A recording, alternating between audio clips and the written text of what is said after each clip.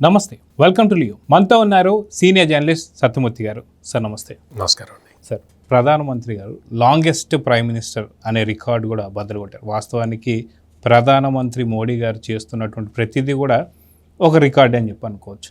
అయితే ఇంత జరుగుతున్నా సరే అటు జెన్జీ నుంచి ప్రతి ఒక్కళ్ళు కూడా అట్రాక్ట్ అవుతూనే వస్తున్నారు నరేంద్ర మోడీ గారికి.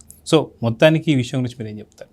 అంటే ఆయన లాంగెస్ట్ సర్వింగ్ ప్రైమ్ మినిస్టర్ ఆ రికార్డుని అధిగమించాడు. జవహర్లాల్ నెహ్రూ 4398 రోజులు ప్రైమ్ మినిస్టర్గా ఉంటే నరేంద్ర మోడీ 4399 రోజులు కంప్లీట్ చేశాడు. ఇంకా 12 సంవత్సరాలే కదా, ఇంకా 3 ఏళ్ళు టెన్యూర్ ఉన్నది. కానీ ఇదేంటి అంటే జవహర్లాల్ నెహ్రూ అంటే elected prime minister, long tenure prime మినిస్టర్గా ఉన్న వ్యక్తిగా ఇప్పటివరకు జవహర్లాల్ నెహ్రూ ఆయన పేరు ఉండేది. ఇప్పుడు ఈ రోజు నుంచి నరేంద్ర మోడీ అనే పేరు వస్తుంది. ఆయన అంటే ఇంత లాంగ్ టెన్యూరు ప్రైమ్ మినిస్టర్గా కంటిన్యూ కావటం అనేది అది ప్రజల యాక్సెప్టెన్స్ని సూచిస్తూ ఉన్నది. అంటే ప్రజల మనోభీష్టం ఎంత ఫర్మ్గా ఉంది. ప్రధాని నరేంద్ర మోడీ అయితేనే భారతదేశం సుస్థిరంగా ఉంటుంది అన్న ప్రజలు వాళ్ళ అభిప్రాయాన్ని స్పష్టంగా చెప్పటం వల్లే ఇది సాధ్యమైంది. అట్లా ఎట్లా చెప్పగలిగారు ప్రజలు? అట్లా ఎట్లా అనుకుంటున్నారు? నరేంద్ర మోడీ సాధిస్తున్న విజయాలు అంటే ఆయన సాధిస్తున్న విజయాలు అంటే ఆయన ఏదో ఎక్కువ కాలం ప్రైమ్ మినిస్టర్గా ఉండటం కాదు.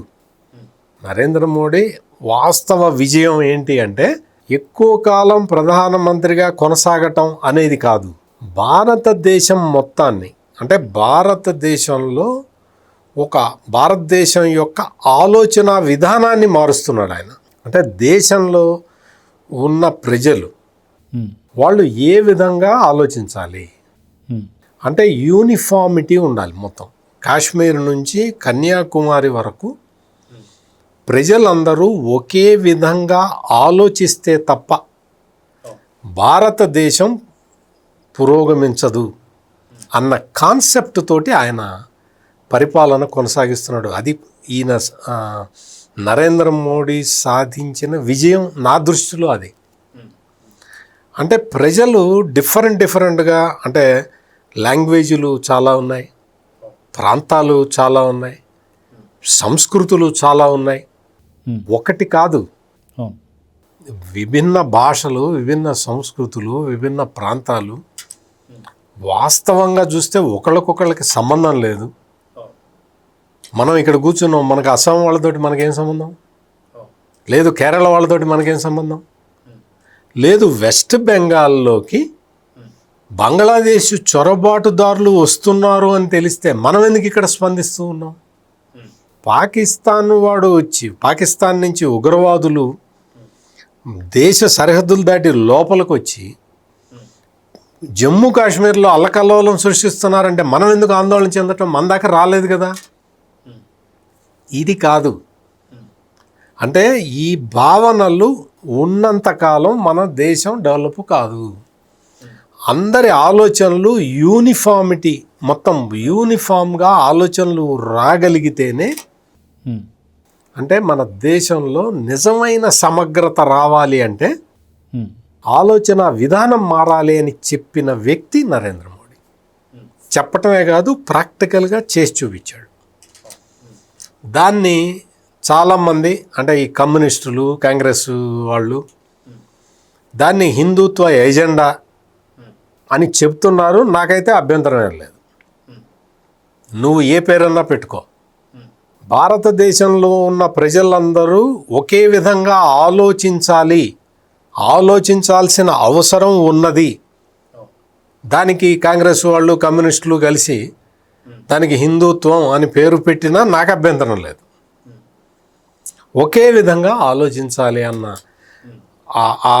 ఆ విషయాన్ని ప్రజల్లోకి చొప్పించి ఆలోచనలను మార్చిన వ్యక్తిగా మనం ప్రధానమంత్రి నరేంద్ర మోడీని చూడాలి. అది ఎట్లా సాధించాడు అంటే కాన్స్టెంట్గా గెలవటం వల్ల కాదు, అది సాధించినందువల్లే కాన్స్టెంట్గా గెలుస్తున్నాడు. సో అందుకని మొత్తం భారతదేశం మొత్తంలో కూడా ఎక్కడో 1-2 రాష్ట్రాల్లో తప్ప దేశం మొత్తంలో అన్ని రాష్ట్రాల్లో భారతీయ జనతా పార్టీ లేదు, భారతీయ జనతా పార్టీ మిత్రపక్షాలు అధికారంలో ఉన్న పరిస్థితిని తీసుకురావటం అంటే అది అంత ఆషామాషి విషయం కాదు. కాంగ్రెస్ ముక్త భారత్ అని చెప్పినప్పుడు నాలాంటి వాళ్ళు కూడా ఇది కరెక్ట్ కాదు అని అనుకున్నాం, చెప్పాం కూడా. అంటే ఒక పార్టీ నుంచి దేశాన్ని విముక్తం చేయటం అనేది సెన్స్ కాదు. అది దానికి సంబంధించిన ఐడియాలజీని కాంగ్రెస్ లేకుండా చేద్దాం, కమ్యూనిస్టులు లేకుండా చేద్దాం అని కాదు. నువ్వు ఏం చెప్పదలుచుకున్నావో, నువ్వు ఏం చేయదలుచుకున్నావో ఆ ఎజెండాని ప్రజల్లోకి తీసుకెళ్ళటం ద్వారా ఆటోమేటిక్గా కాంగ్రెస్ ఉండదు. కాంగ్రెస్ ఇప్పుడు కమ్యూనిస్టులు ఎక్కడున్నారు? వెస్ట్ బెంగాల్లో పోయి 10-15 ఏళ్ళు అయింది. కేరళలో కూడా కష్టం. కేరళలో పోయింది. ఇంకా మళ్ళీ కేరళలో అయితే ప్రస్తుత పరిస్థితి ఏంటంటే ఇంకా మళ్ళీ కమ్యూనిస్టులు వచ్చే అవకాశం లేదు. వెస్ట్ బెంగాల్ అయితే ఎటు పోయింది. అంటే కాంగ్రెస్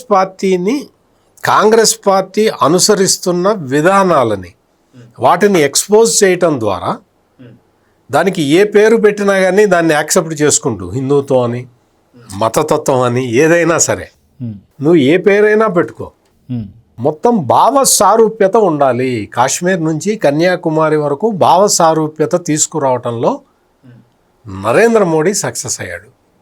ఆయన బిగ్గెస్ట్ సక్సెస్ ఇది. ఇంకా మిగిలిన ఆ స్కీములు తీసుకురావటం, లేకపోతే అది తీసుకురావటం, ఇది తీసుకురావటం, ఇవన్నీ ఓకే. అవన్నీ ఎవరైనా లాంగ్ డ్యూరేషన్లో చాలామంది చేయగలుగుతారు, ఇంత లాంగ్ టెన్యూర్లో. కానీ మొత్తం భారతదేశాన్ని ఒకే తాటి మీదకి తీసుకొచ్చిన వ్యక్తిగా మాత్రమే మనం నరేంద్ర మోడీని గుర్తుపెట్టుకోవాల్సిన అవసరం ఉంది.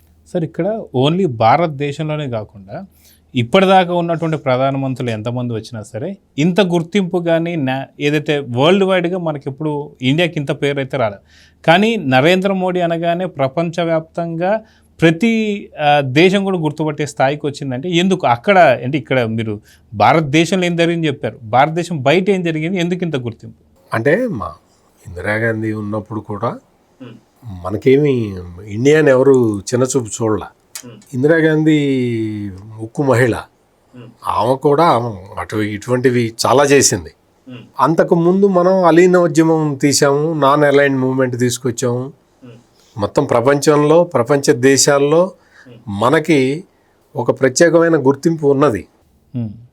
ఇక్కడ మనం మొత్తం జరుగుతున్న పరిణామ క్రమాలన్నీ చూస్తే ఇక్కడ ఇండియాకి గుర్తింపు వచ్చింది. నరేంద్ర మోడీ వల్ల వచ్చిన గుర్తింపు ఏంటి అంటే ఎక్కడ చూసినా ఏ విషయం వచ్చినా భారతదేశం మొత్తం ఒకే విధంగా స్పందిస్తున్నది అన్న సమాచారం ఇతర దేశాల వాళ్ళకి వాళ్ళు కొంచెం జాగ్రత్తగా ఉంటున్నారు మనతోటి. అది మేజర్ డెవలప్మెంట్. ఇందిరాగాంధీ టైంలో కూడా అసలు ఇందిరాగాంధీ లేకపోతే భారతదేశం ఏమైపోతుంది అని అడిగారు ఒక ఆయన. ఈ కమ్యూనిస్టు పార్టీ నాయకులు కొంతమంది అయితే India is Indira, Indira is India అని చెప్పారు. అంటే ఇందిరాగాంధీ లేకపోతే భారతదేశం ఉండదు అని చెప్పారు. ఇప్పుడు నరేంద్ర మోడీ ఏంటి అంటే ఇక్కడ ఇందిరాగాంధీ వ్యక్తిగత ఆకర్షణ ద్వారా అది తీసుకొచ్చారు. కానీ నరేంద్ర మోడీ ఏంటి అంటే జాతీయతా భావాన్ని పెంపొందించడం ద్వారా ఆ కాన్సెప్ట్ని తీసుకొచ్చారు. ఇది తేడా.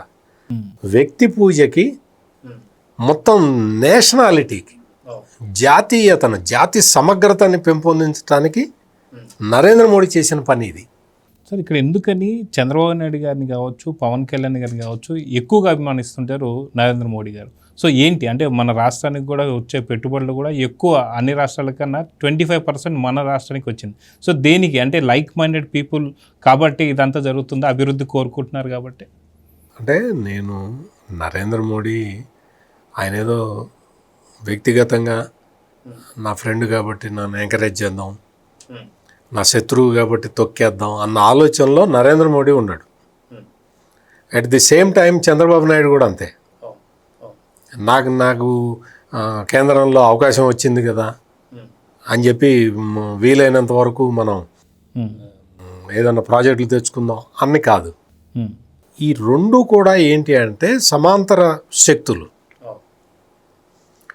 నీకేం కావాలి? భారతదేశానికి గ్రోత్ రేటు కావాలి. నీ గ్రోత్ రేటు నేను ఇస్తా, నువ్వు నాకేం చేస్తావు అని అడిగే ఆ మనస్తత్వం ఉన్న వ్యక్తి చంద్రబాబు నాయుడు. నాకు గ్రోత్ రేట్ ఇస్తావు కదా, నా గ్రోత్ రేటుకి నీకేం కావాలో అడుగు, నేను ఇస్తాననే మనస్తత్వం నరేంద్ర మోడీ. అందుకని యాక్సిలరేటెడ్ గ్రోత్ కావాలి. ప్రపంచ దేశాలు మొత్తం కూడా ఒక రకమైన సంక్లిష్ట పరిస్థితుల్లో ఉన్నప్పుడు ఆ ప్రభావాలు భారత్ మీద పడకుండా కాపాడుకుంటూ వస్తూ ఉన్నాం. దీన్ని ఇంకా ఫర్దర్గా ముందరికి తీసుకెళ్ళాలి. ఆ ముందరికి తీసుకెళ్ళటం అన్న దాంట్లో చంద్రబాబు నాయుడు ఫిట్ ఇన్ అవుతూ వస్తూ ఉన్నాడు. ఇది జరుగుతున్నది. ఇప్పుడు క్వాంటమ్ వ్యాలీ ఎక్కడ పెట్టాలి, ఎక్కడ పెట్టాలి, ఎక్కడ పెట్టాలి? సహజంగా అయితే ఎక్కడ పెట్టాలి? తీసుకెళ్ళి బాంబేలో పెట్టాలి. బాంబేలో అక్కడ తీసుకెళ్ళి, ఎందుకంటే వాళ్ళే అడుగుతారు, వాళ్ళకే ఇవ్వాలి.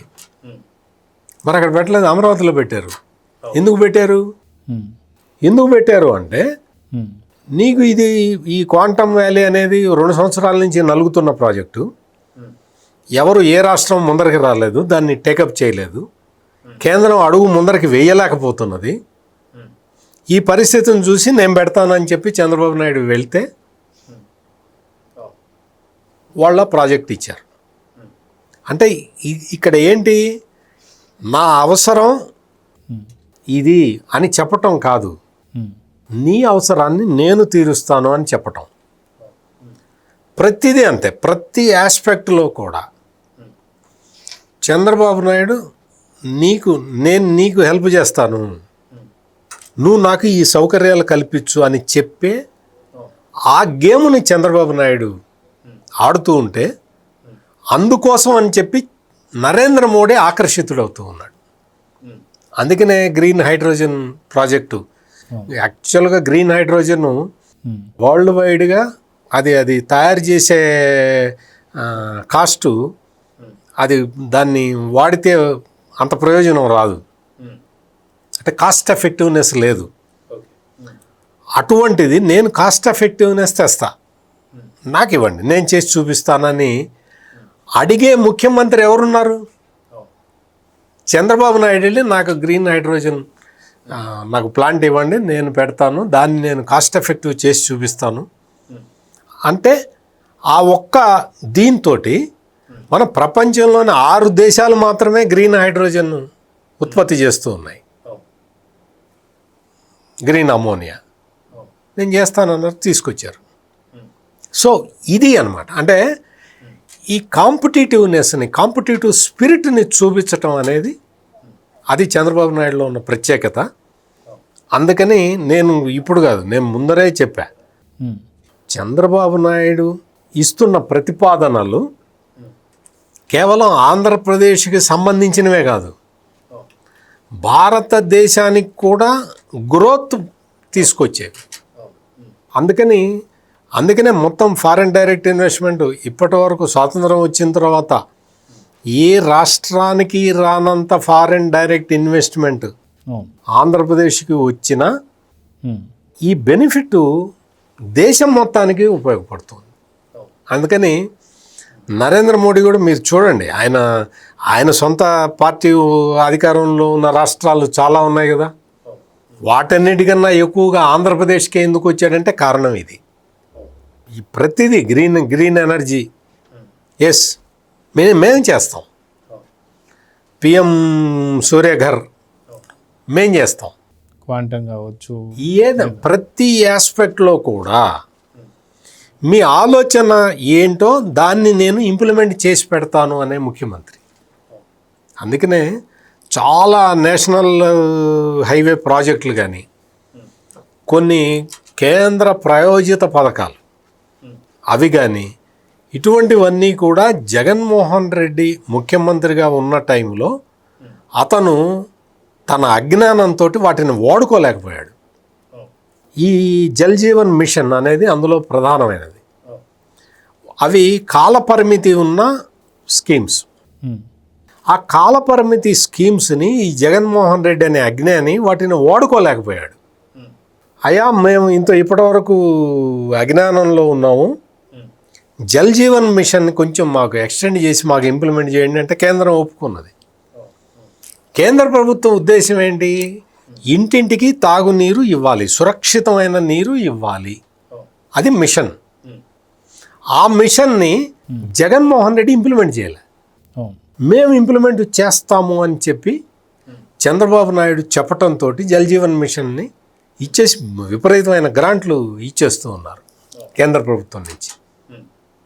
అంటే కేంద్ర ప్రభుత్వం ఏ ఏ రంగాల మీద కాన్సన్ట్రేట్ చేసి ఉన్నది, ఆ రంగాల్లో మనం ఎట్లా ఫిట్ ఇన్ కావాలి అన్న ఉద్దేశం మాత్రమే ఉంది. కాబట్టే కేంద్ర రాష్ట్ర ప్రభుత్వాలు రెండూ కూడా కలిసి ముందరికి సాగుతూ ఉన్నాయి. అంతే తప్ప ఇక్కడ ఏమాత్రం రాజకీయ అవసరాల గురించి నరేంద్ర మోడీ కానీ చంద్రబాబు నాయుడు కానీ ఎవరూ ఆలోచించటం లేదు. సో చూద్దాం సార్, ఖచ్చితంగా ప్రధానమంత్రి మోడీ గారు ఇంకా రానున్నటువంటి కాలంలో మంచి మంచి రికార్డులు బ్రేక్ చేయాలని కోరుకుందాం సార్. నమస్తే. నమస్కారం. Please subscribe to Leo News for more videos.